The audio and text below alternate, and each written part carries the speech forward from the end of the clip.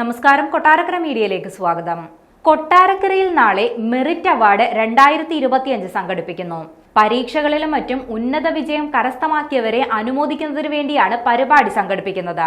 കൊട്ടാരക്കര മണ്ഡലത്തിൽ SSLC +2 പരീക്ഷകളിൽ എല്ലാ വിഷയങ്ങൾക്കും A+ നേടിയവരെയും CBSE വിഭാഗത്തിൽ ഉന്നത വിജയം നേടിയവരെയും വിവിധ സർവകലാശാലാ പരീക്ഷകളിൽ 1 മുതൽ 3 വരെ റാങ്ക് നേടിയവരെയും കഴിഞ്ഞ അധ്യയന വർഷം വിവിധ സർവകലാശാലകളിൽ നിന്നും PhD നേടിയവരെയും ഉൾപ്പെടെ 1600ഓളം പേരെയാണ് ചടങ്ങിൽ അനുമോദിക്കുന്നത്.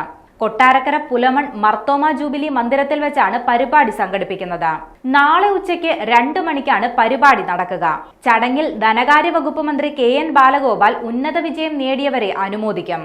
അനുമോദന ചടങ്ങിൽ മുൻ ISRO chairman doctor S Somanath, Kerala startup mission CEO Shri Anoop Ambika, Kerala technical university മുൻ pro vice chancellor doctor S Ayoob തുടങ്ങിയവർ പങ്കെടുക്കും.